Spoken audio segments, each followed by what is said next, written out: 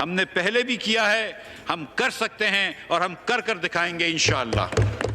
रुपए की कदर को बढ़ाने के वादे, तजर्बाकार टीम के दावे एक तरफ, लेकिन इस वक्त सूरत हाल ये है कि IMF डील हवा में है। पाकिस्तान के फॉरेन करेंसी रिजर्व्स डिप्लीट हो रहे हैं। कोई इदारा और मुल्क कर्ज देने को तैयार नहीं और बजट में रखे गए टारगेट्स पर भी सवालिया निशान उठ रहा है। हुकूमत की जानिब से 9,500 अरब रुपए का बजट पेश किया गया है, जिसमें तरक्याती बजट के लिए 800 अरब, तरक्की का टारगेट 5%, महंगाई को 11.7% से कम करके 11.5 तक लाया गया है। बजट खसारा GDP के 8.6% से कम करके 4.9% करने, बरामदात में $4 अरब के इजाफे और टैक्स कलेक्शन को 7,000 अरब तक ले जाने के अहदाफ रखे गए हैं। और इन सब अहदाफ पर सवाल उठ रहे हैं कि ये अहदाफ कैसे हासिल किए जाएंगे, क्योंकि अभी भी पेट्रोल पर 9 रुपए और डीजल पर 27 रुपए की सब्सिडी दी जा रही है, जबकि बजट में PLD यानी कि पेट्रोलियम डेवलपमेंट लेवी की मद में 750 अरब रुपए रखे हैं कि जो कि माहाना 5 रुपए चार्ज किए जाएंगे। और अगर सिर्फ आप इस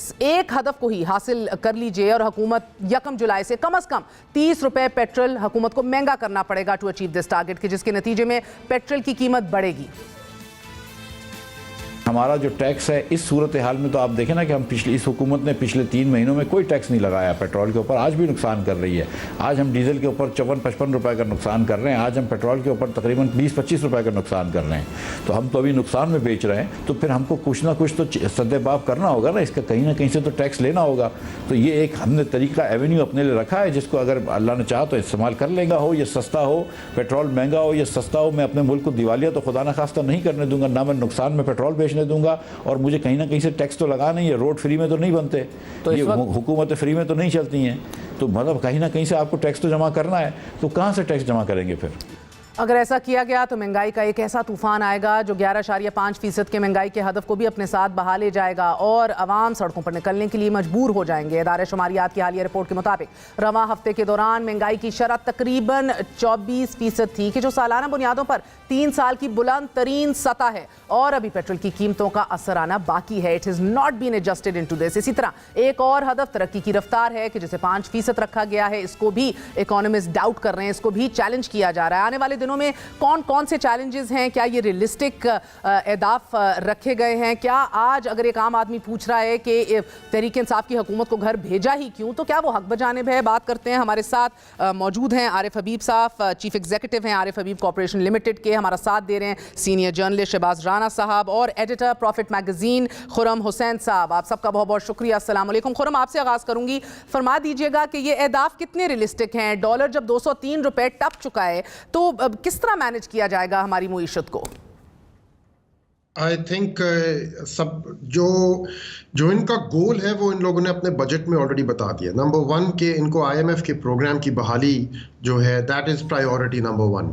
उसके बगैर Pakistan goes towards default. It is very very clear. ये चीज़ महीनों पहले बहुत क्लियर हो गई थी और ये सिर्फ इस गवर्नमेंट की रियलाइजेशन नहीं है, ये रियलाइजेशन माजी में PTI गवर्नमेंट को भी थी, जिसकी वजह से उन्होंने 2 इतने बड़े बड़े बिल्स ये पार्लियामेंट के थ्रू रेल रोड किए थे जनवरी में।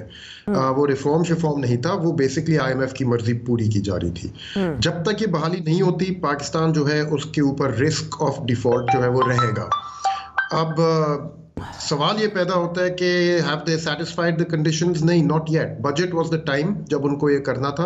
अब बजट के अगले दिन हमें बताया जा रहा है कि जून खत्म होने से पहले करेंगे।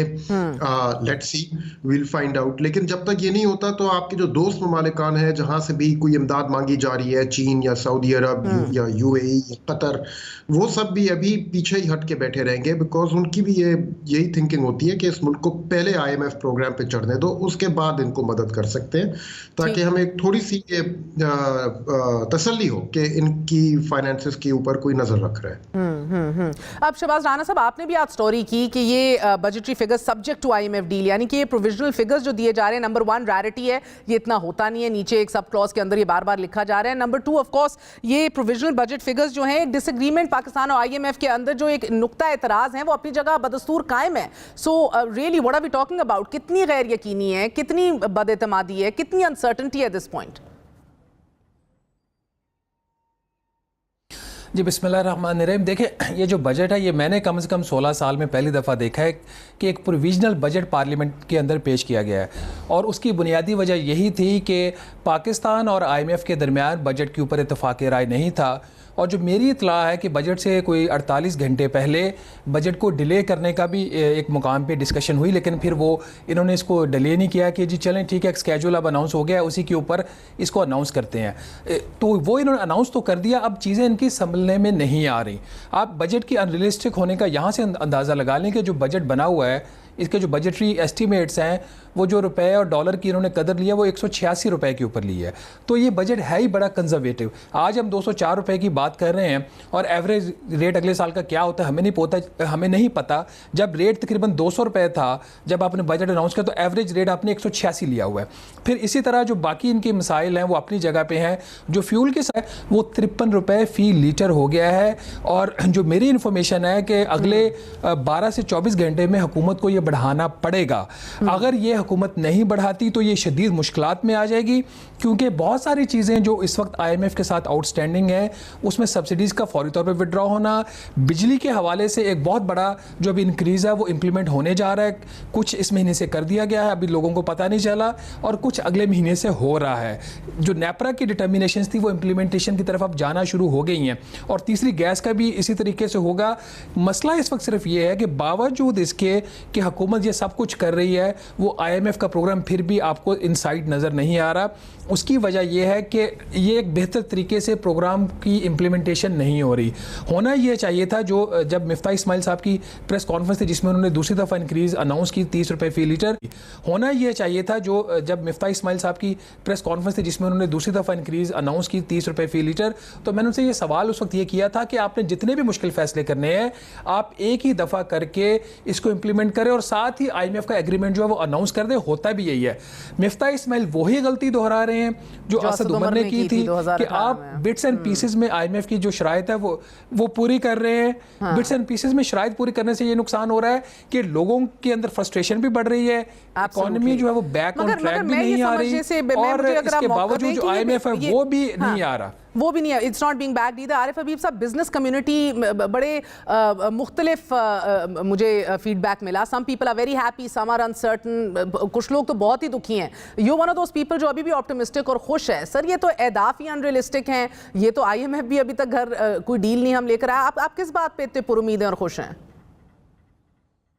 देखिए, इस वक्त जो खुर्रम साहब ने भी और शहबाज साहब ने भी एक ही बात की है, और वो बात की है कि IMF का प्रोग्राम, आई थिंक ये जितनी भी अनसर्टेनिटी है और जितनी भी मार्केट में जो फियर है वो यही है कि अगर IMF का प्रोग्राम नहीं हुआ तो फिर ये है कि हम डिफॉल्ट की सिचुएशन में जो है वो जाने लगे हैं। तो जो बिजनेसमैन भी हैं वो ये कहे थे, हमारी भी ये बात थी कि भाई ये साल जो है वो गवर्नमेंट से रियायतें मांगने का नहीं है, ये साल जो है वो कंट्रीब्यूट करने का है।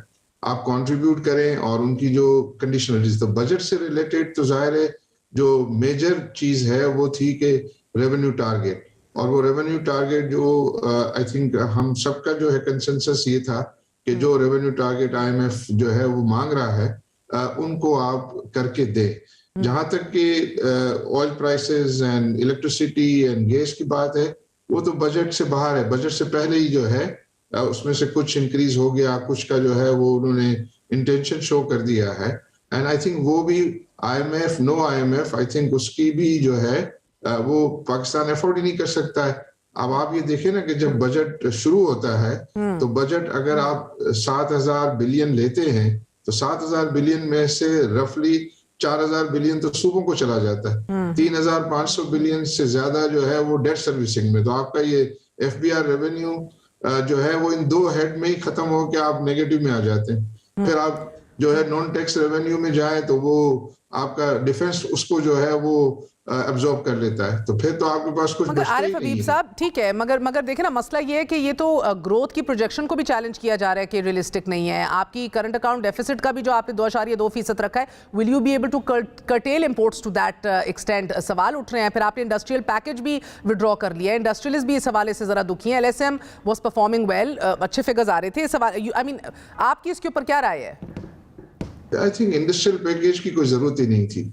उसके लिए कभी इंडस्ट्री में वो पैसा, ब्लैक मनी जो है वो नहीं जाती है, और वो वैसे ही आई थिंक जो है वो रॉन्ग एजम्पशन पे जो है ये था। तो वो अगर विड्रॉ हुआ है तो वो तो जो है वो सही हुआ है। बाकी दूसरे अहदाफ हैं। देखिए मैं समझता हूँ कि हम जरा साइड ट्रैक हो रहे हैं। हमारा इस वक्त फोकस एक ही होना चाहिए। ये स्टॉक एक्सचेंज और करेंसी मार्केट में जो इशू है, प्रॉब्लम है, वो यही है कि कोई IMF के साथ अरेंजमेंट की कंफर्मेशन जो है वो नहीं आ रही। द मिनट ये चीज जो है वो होगी, और उससे सिर्फ $1 बिलियन नहीं है जो आपने कहा, 1 बिलियन है, फर्दर जो है वो सितंबर तक $3 बिलियन की बात है, और फिर उससे और 12-14 बिलियन जो है वो लिंक्ड है। आपने भी उससे कहा कि हमारे फ्रेंडली कंट्रीज हैं और दूसरी मल्टीलेटरल एजेंसीज हैं, वो सब इससे लिंक्ड हैं। तो सिर्फ एक ही बात है कि हम